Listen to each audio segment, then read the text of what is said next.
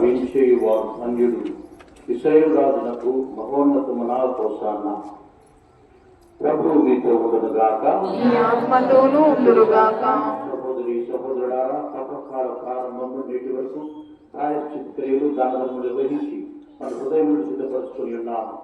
నేడు విశ్వసీ సభలో ఐక్యమై మన రక్షకుడి పాస్కా పవిత్ర కార్యములైన క్రీస్తు శ్రమలు, మరణము, ఉత్థానములు ప్రకటించుటకు సమావేశమై ఉన్నాము.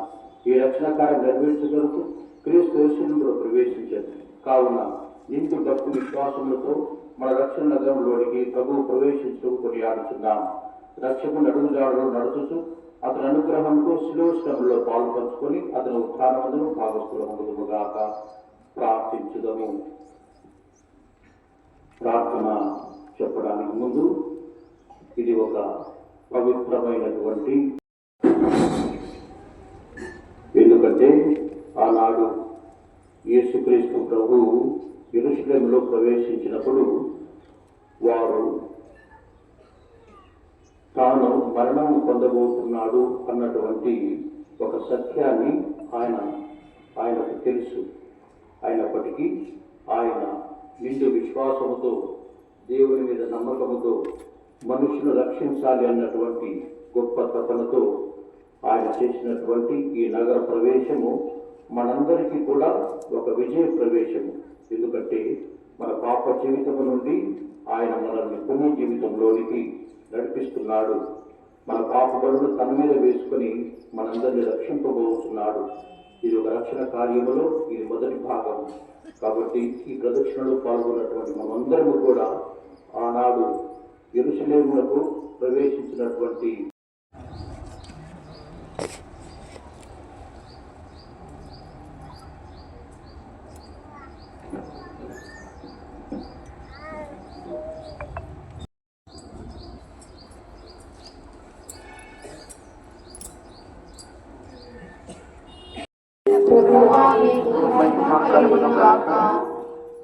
యేసు ఆయన శిష్యులు యెరూషలేము సమీపించుచు ఒలీవ కొండ దగ్గర ఉన్న బెత్సబే అన్న గ్రామంలో చేరింది.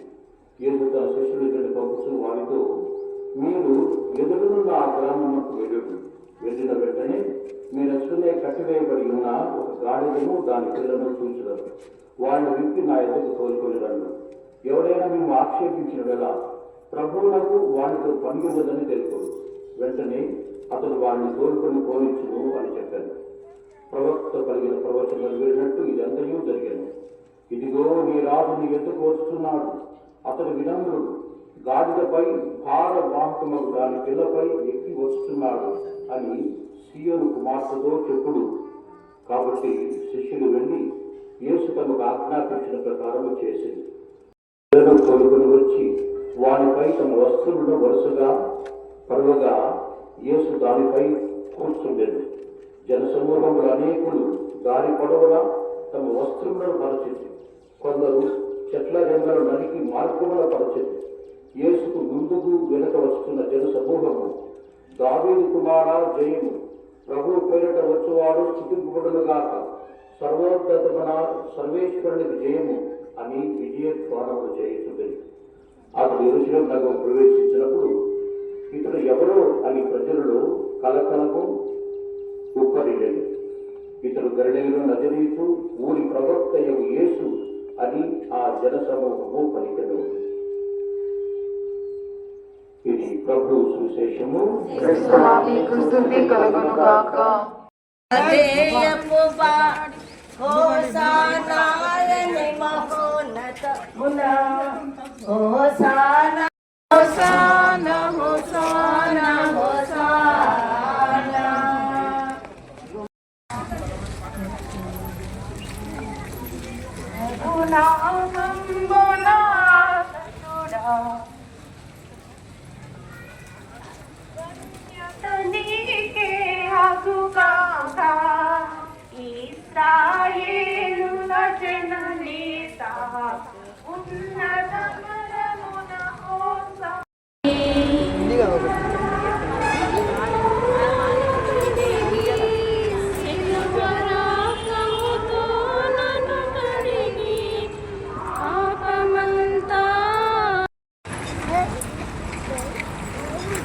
పంటి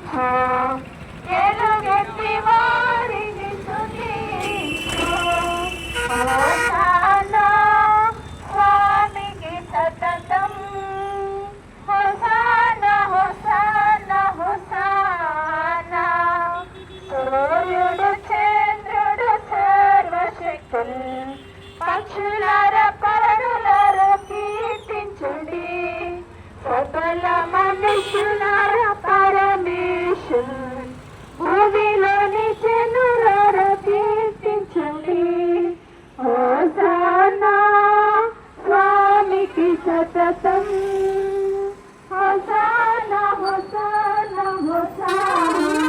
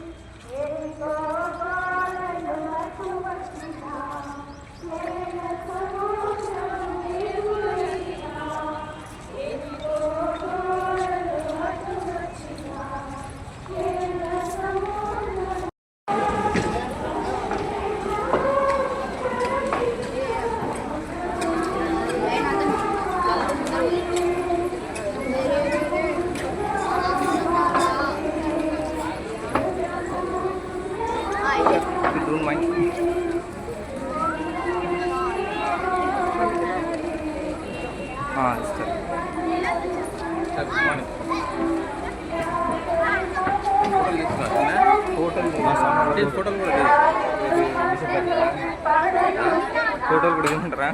ఎందుకంటే పెట్టడానికి కావాలి కదా, మంత్లీ బుక్లో తీసుకోవాలి.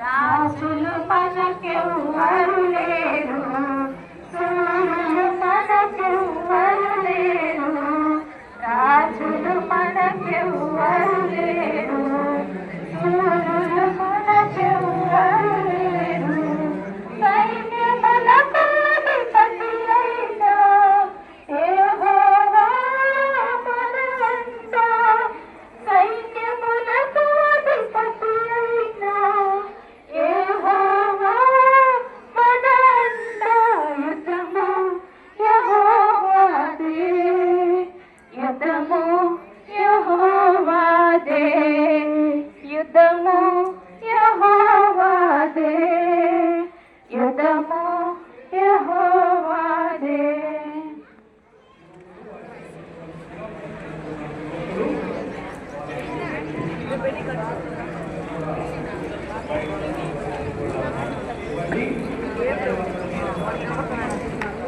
Amen.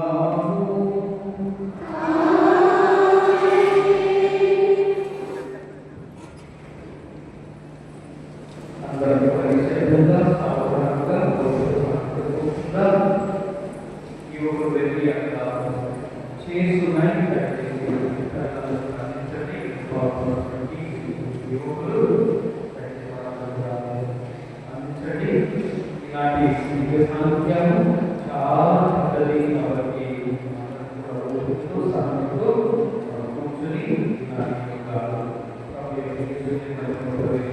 విధానం బట్టి ధ్యానం చేసుకుంటారు.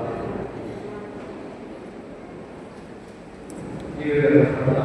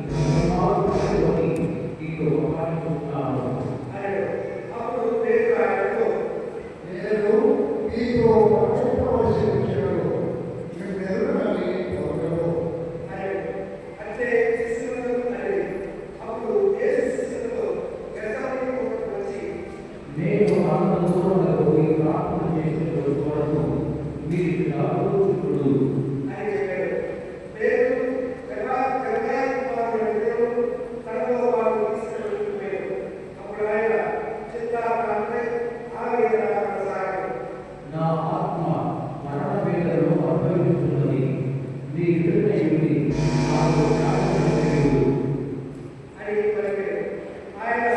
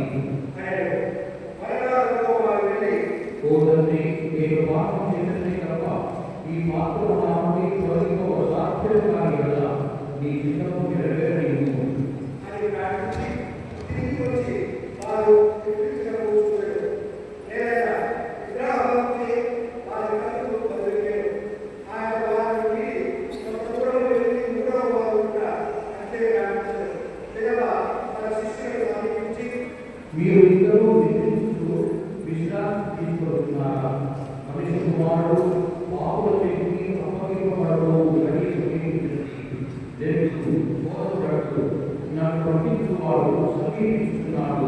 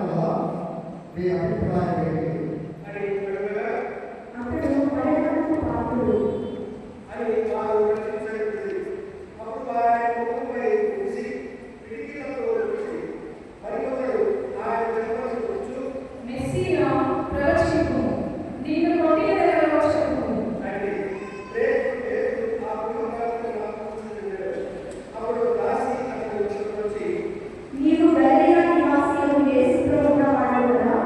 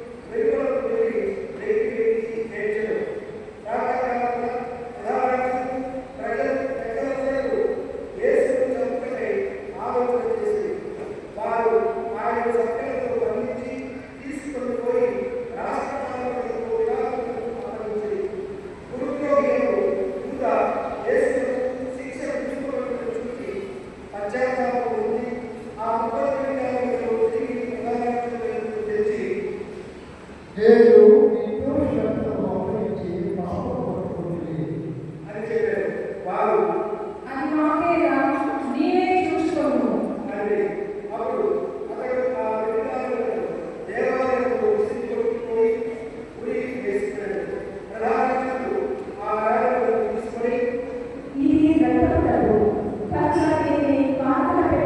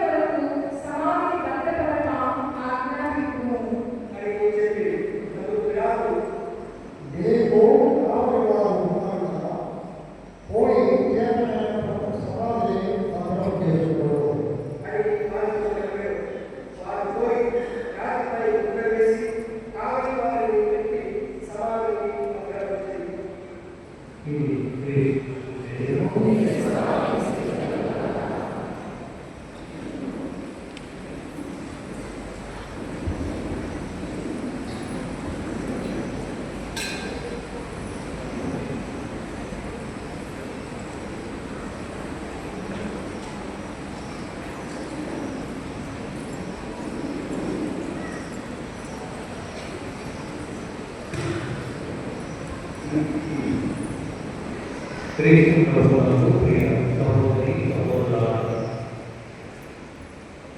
ఈరోజు మనం ముఖ్యంగా ధ్యానించవలసినది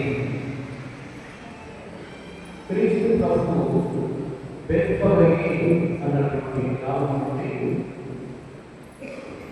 యెరూషలేమునకు ప్రదక్షిణాపూర్వకంగా ప్రయాణమై విజయవంతంగా అందులో ప్రవేశించాలని ప్రార్థించాలి. దీని అర్థమేంటి? ఈ గ్రామము యెరూషలేమునకు ఎంతో దూరంలో దగ్గరగా ఉన్నటువంటి గ్రామం. ఆ గ్రామం నుండి ప్రజలు ప్రభువును ఒక గాడిదపై కూర్చుండబెట్టి ప్రదర్శన చేశారు. ఊరేగింపుగా ఆయన వెంట యెరూషలేమునకు ప్రవేశించారు. గాడిదగా ఇందుకు వాహనాలలో పలు రకాలు ఉన్నాయి. ఉదాహరణకు ఏడుగు అన్నటువంటి అది పెద్ద గౌరవానికి, అలాగే చాలా గాఢమైనటువంటి గర్వం అహంభావం ఉన్నటువంటి రాజులు, రాజ్యమైనటువంటి చక్రవర్తులు ఊరేగింపు ఉపయోగించేటువంటి వాహనం. అలాగే గుర్రము హింసకు యుద్ధం చేయడానికి అది కూడా ఒక వాహనం. ఇలాంటి వాహనాలలో గాడిద అన్నటువంటిది యెరూషలేము ప్రాంతంలో ఎక్కువగా సామాన్యులు ఉపయోగించేటువంటి ఒక వాహనం. ఈ వాహనం ద్వారా ప్రజలు, ముఖ్యంగా స్త్రీలను దాని మీద కూర్చొని పెట్టుకొని ప్రయాణం చేస్తారు. అలాగే బరువైనటువంటి వస్తువులను దాని మీద ఉంచి ప్రయాణం చేస్తారు. మగవారు కూడా దానిలో ప్రయాణం చేస్తారు. ఎందుకంటే కొండ ప్రాంతంలో అది చాలా సులభంగా ప్రయాణం చేసేటువంటి. అలాగే నేను చెప్పినటువంటి ఈ జంతువులన్నింటిలోకి గాడిద అన్నటువంటిది ఇది ఒక వినయానికి గుర్తు. ఎంత ముఖ్యమైన ఎలాంటి తడబాటు లేకుండా, ఎలాంటి బెదిరింపు లేకుండా మోసేటువంటి ఒక వినయం కలిగినటువంటి ఒక జంతువు. కాబట్టి ప్రభు ఈ వాహనాన్ని ఎదుర్కొన్నారు. ఈ ప్రవక్త చెప్పినట్టుగా ఇదిగో ఆయన వినయాత్ముడు, దేవుని నుండి కూడా తనను తాను తగ్గించుకున్నవాడు. రెండవ పట్టణంలో ఫిలిప్పీయులకు రాసిన పత్రికలో పౌలు అంటారు, తనను తాను వ్యక్తులు చేసుకొని ఆయన మనుష్య రూపం ధరించి మనకే అనిపిస్తుంది. అందులో ఇది కూడా ఒక భాగం. అతి వినయంగా రాజ్యపై ఆయన ప్రదర్శన చేయాలి. రోమ సైనికుల గుర్రం మీద రావచ్చు, లేదా ఒక ఏడు మీద రావచ్చు, ఒక పెద్ద అంబారీ అన్నటువంటి ఒక పెద్ద తీరు మీద రావచ్చు. అని ఆయన కాదు. మనుషులకు ఉదాహరణ ఆదర్శించారు. గాడిదల మీద ఆయన ప్రయాణం చేయాలని అలా ఆయన ప్రయాణం చేసినప్పుడు ప్రజలలో ఏం చేశారు? చాలా ఉత్సాహంగా ఆయన చుట్టూ చేశారు. ఎందుకంటే ఆయన చేసినటువంటి పనులు అలా ఉన్నాయి. ఆయన ఎవరికి దూషించలేదు. భవిష్యత్తుగా ఒక మాట కూడా అనలేదు. బయట నుంచి ఎప్పుడు కూడా ఇతరులకు సహాయం చేస్తూనే ఉంటారు. ఇతరులకు సహాయం చేస్తే ఆయన ఎప్పుడు కూడా మేలు చేయలేదు. అలాగే పరిచయం అన్నారు, నేను ఈ ఎప్పుడు చేస్తున్నాడు, ప్రజలతో ఎప్పుడు చేస్తున్నాడు, వారి ఆశ్చర్యపోయారు. అంటే అందులో ఏం చేశాడు? ప్రజలకు మేలు చేయాలి. పుట్టివారికి కాదు, పుట్టివారికి కాదు. అలాగే పేదవారికి కావాల్సినటువంటి, వారికి కావాల్సినటువంటి అనేక విషయాలను సమకూర్చడం, ఇతరులను నాటకంగా వారికి పంపించడం, అందరూ న్యాయంగా జీవించాలి, అందరూ సమాధానంగా జీవించాలని చెప్పడం, ఇవన్నీ కూడా ఆయన చేస్తున్నటువంటి పనులు. వీటికి తోడుగా ఆయన చేస్తున్నటువంటి ఇవన్నీ కూడా పరిచయులు ఆశ్చర్యపోయారు. ఈయనకు ప్రజలు తప్పనిసరిగా ఆయన పక్కన పెడతారు, ఆయన చుట్టూ తిరుగుతారు. ఆయన మన నుండి ప్రజలను తలవైపు తిప్పుకుంటాడు. ఎందుకంటే ఆయనే ఎక్కువ ప్రధానంగా నాయకుడుగా చలామణి అవుతాడు. మన యొక్క ప్రాతినిధ్యం పెరిగిపోతుంది, మన ప్రాతినిధ్యం పెరిగిపోతుంది అనుకుంటూ వాళ్ళందరూ కూడా అవసరం సమావేశమయ్యారు.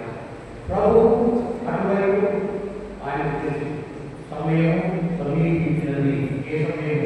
తాను మరణింపబోయే సమయం సమీపించినది. కాబట్టి ఆయన యెరూషలేమునకు విజయవంతంగా ప్రవేశించారు. యెరూషలేము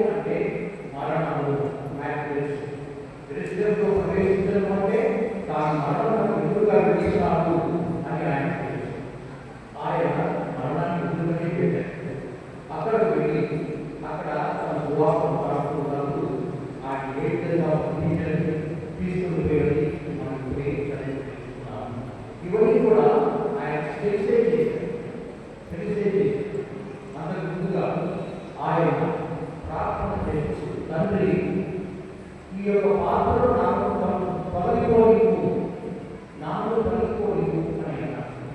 ఇక్కడ మనం గమనించవలసింది ఆయనలోని మానవుడిగా ఆయన ఉన్నటువంటి ఆ మానవుడికి ఆ గుణాన్ని మనం చూద్దాం. ఆ దైవత్వాన్ని ఆయన పక్కన పెట్టారు. మానవుడిగానే ఆయన కూడా స్వీకరించబోతున్నారు.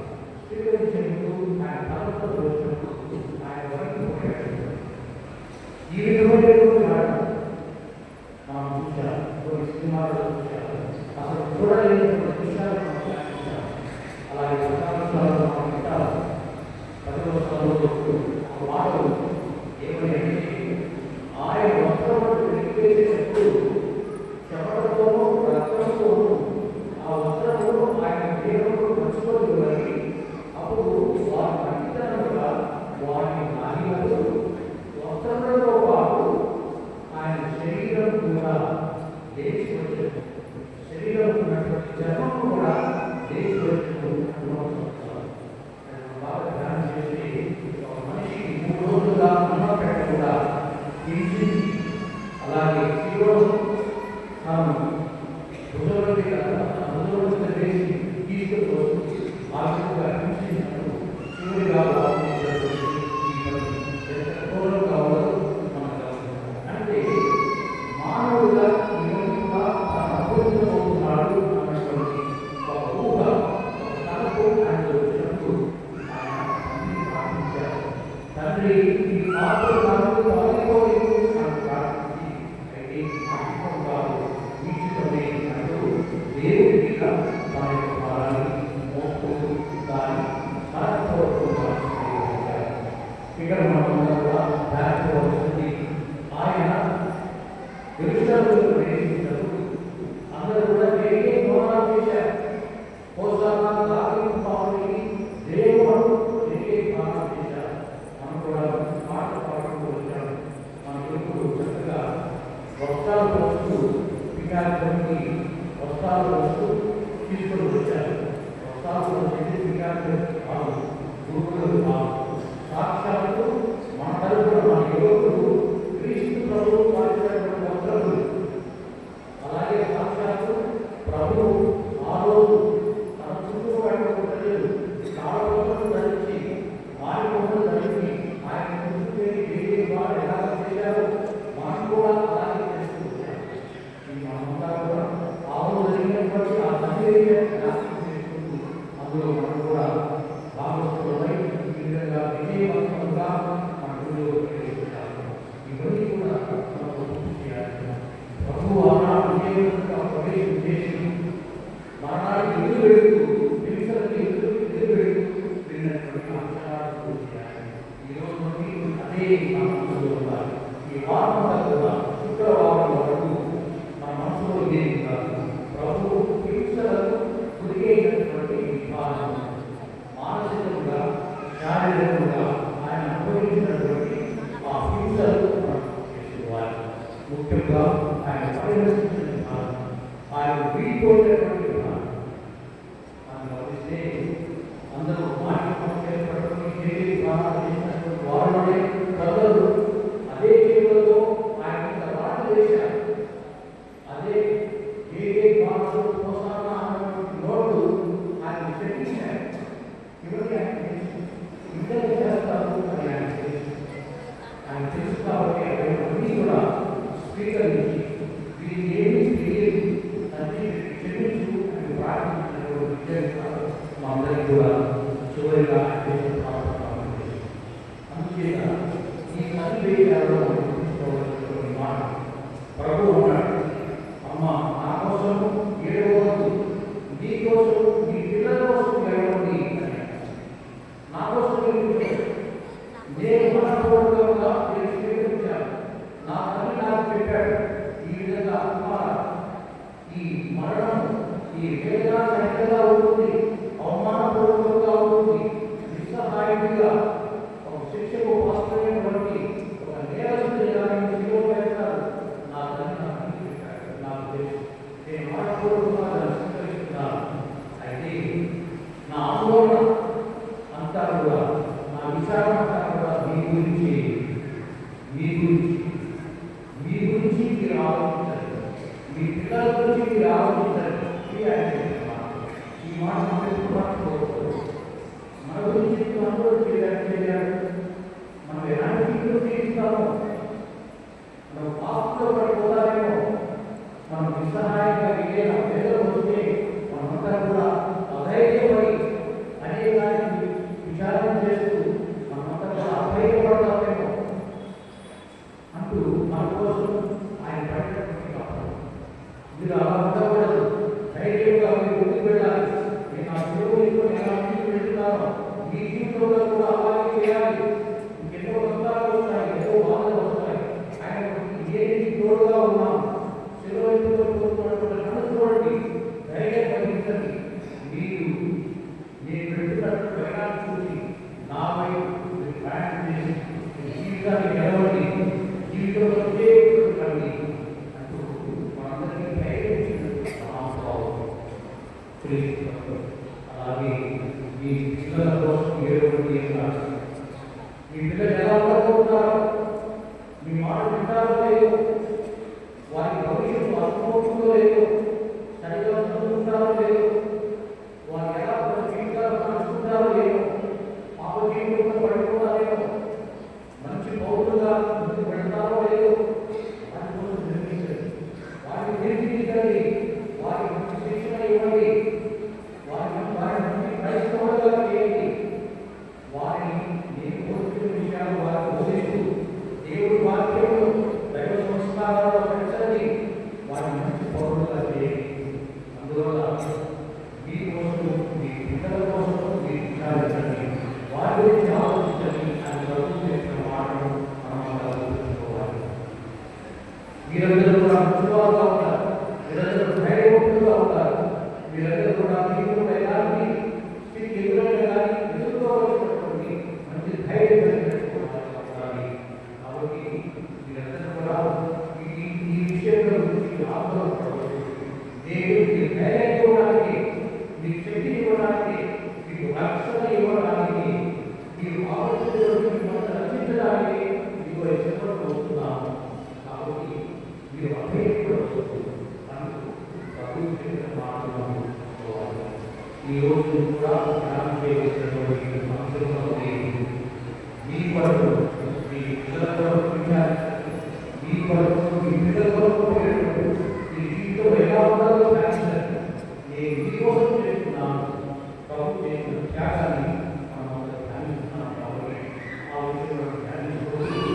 ఈ వారంగా కూడా ఎంతో శ్రద్ధగా మనపూర్వకంగా ధ్యానిస్తూ ఉండాలి. ఎలాంటి ఆడవాళ్ళు ఈ వారం ఉండకూడదు. శుక్రవారం వరకు ఎలాంటి ఆడవాళ్ళు ఉండకూడదు. సాత్వికమైన మౌనంగా ప్రభు యొక్క శరణుడు బయటది చదువుతూ ధ్యానం చేస్తూ ప్రార్థనతో గడపాలి. సాధ్యమైతే ఇంటిగా పుస్తకం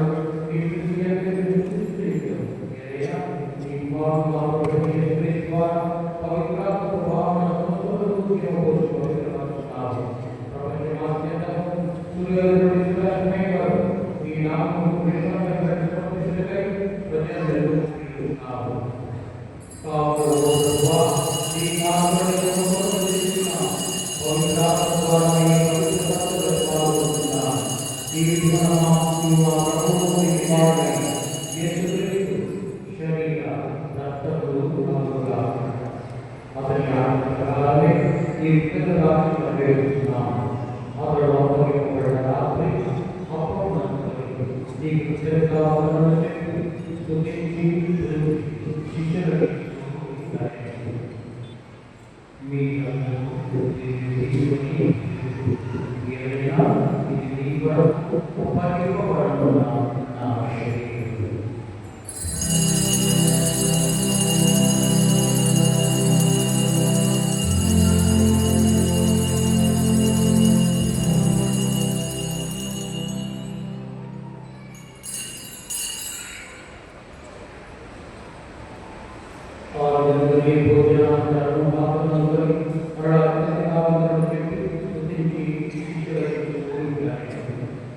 మీరందరూ దీన్ని తీసుకొని దీనిని పానం చేయండి. ఏదైనా ఇది నూతన ఇది మీ కొరకు అనేకులకు పాప పరిహారములకై కారువేయుడు. దీనిని నా జ్ఞాపకార్థం చేయండి.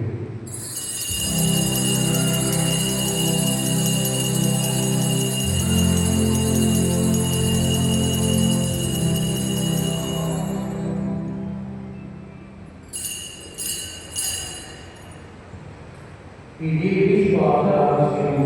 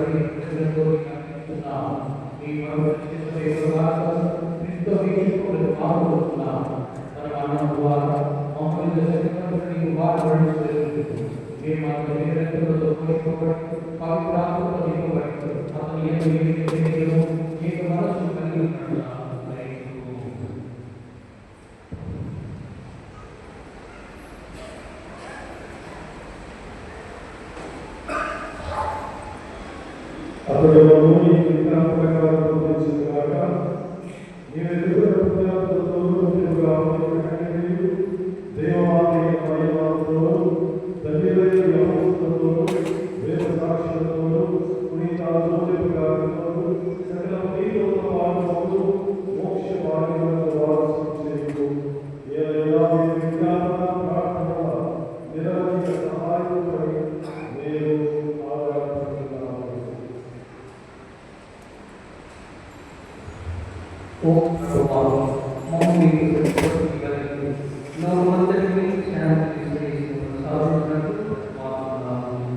ఈ లోపల మీ సేవకులకు మా జగద్గురువును మా పితాపతిని తదితర పితాపతులందరినీ మీరు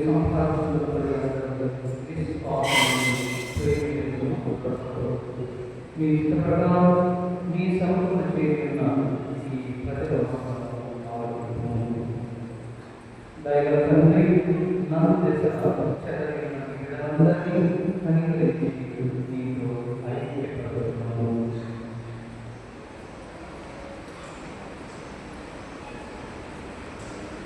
చనిపోయిన మా సహోదరి సహోదరులు ఈ ప్రేమకి విరోధమైన వారందరినీ దైవ వ్యాప్తంలో ధరించడము మేము అతని ఈ మధ్య వీక్షిస్తూ ఈ జ్ఞానంలో పొందుగా మా ప్రభువైన క్రీస్తు ద్వారా మనం చేస్తున్నాము. అతని ద్వారా ఈ పుస్తక మేలును ఈ లోక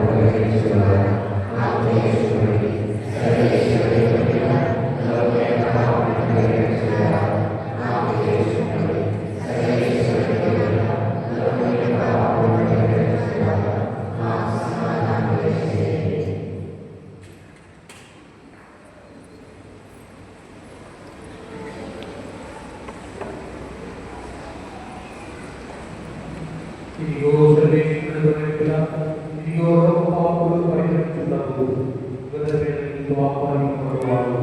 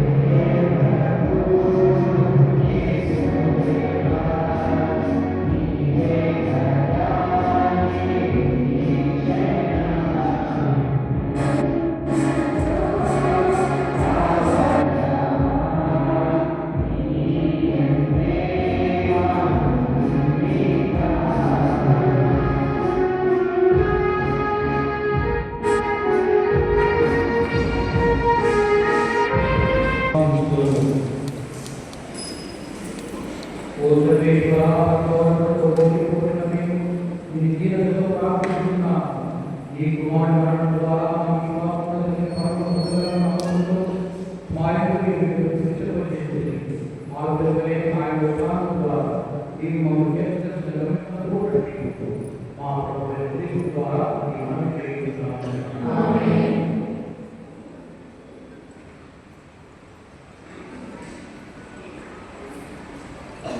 ప్రభు మీతో ఉండుగాక. ఓ సర్వేశ్వరా, ఈ కుటుంబ దైవములను అర్పించుచున్నాము. ఈ ప్రజల కొరకు మా ప్రభువైన క్రీస్తు ద్వారా పుస్తకము అప్పగింపబడటము, శిలువ శ్రమలను అనుభవించడము ఆయన ప్రత్యేకత. కనుక మీ శ్రీకరమైన కుటుంబం కరుణతో సంరక్షించు ఈ వైకుంఠ జీవించు పాలించు మా ప్రభువా. సర్వశక్తిగల సర్వేశ్వరుడు పిత పుత్ర పవిత్రాత్మ మీ అందరినీ ఆశీర్వదించు.